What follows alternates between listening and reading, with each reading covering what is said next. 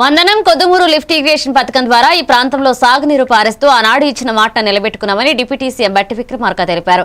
గతంలో కోట్లాట్లు రాజకీయ ఘర్షణలతో అట్టుడికిన ప్రాంతంలో ఇప్పుడు పచ్చని పంట పొలాలు కనిపిస్తున్నాయని చెప్పారు.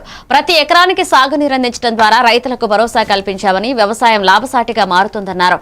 కేవలం నీటి సరఫరా మాత్రమే కాకుండా ఈ ప్రాంతంలోని కుటుంబాలు ఆర్థికంగా నిలదొక్కునేలాగా, పిల్లలు ఉన్నత విద్యలో చదివేలాగా అవసరమైన మౌలిక వసతులు కూడా కల్పిస్తున్నామని పేర్కొన్నారు.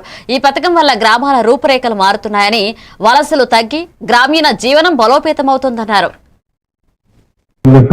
చిత్తగాంగ మండలంలో చుట్టూ నాగార్జున సాగర్ నీళ్లు ప్రవహిస్తున్నప్పటికీ ఈ కొడుగూరు వందల గ్రామాలకు సంబంధించి నీళ్లు రాకపోవటం వల్ల ఈ ప్రాంత రైతాంగం చాలా ఇబ్బందులు పడుతున్న సంగతిని నేను ఇక్కడ శాసనసభ్యులుగా పోటీ చేయడానికి వచ్చినప్పుడు నా దృష్టికి తీసుకొచ్చాను.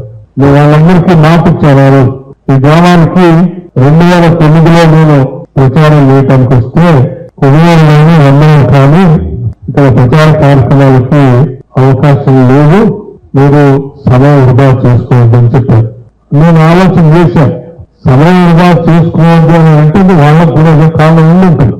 ఆ కారణం ఏంటో తెలుసుకుని దాన్ని మనం పరిష్కారం చేపించినప్పుడు వాళ్ళే వచ్చి స్వాగతం పలుకుతారు. ఆ పరిష్కార మార్గం ఏంటో మనం చూడాలని చెప్పి ఆలోచన చేశాను తప్ప గ్రామం మీద వేరే దురుద్దేశంతో దూరంగా లేదు. ఎవరన్నా లేకపోయినా గ్రామానికి వెళ్తాను, సమస్య తెలుసుకుంటాను. నాకు వాళ్ళు ఓట్లు వేసినా వేయకపోయినా వాళ్ళ సమస్య పరిష్కారం చేయటం నా బాధ్యత అని చెప్పి నేను ఆ గ్రామానికి వచ్చాను. వచ్చి ఈడ గ్రామస్తులతో మాట్లాడదామంటే గ్రామస్తులు అందరూ తలుపు వేసుకున్నారు. చెట్టు కింద నేను అక్కడే నిలబడి ఆరోగ్యానికి ఉపన్యాసం చెప్పాను. సరే మీరందరూ బయటకు రాకపోయినా ఇళ్లలో ఉండి నా మాటలు వింటూ ఉంటారు.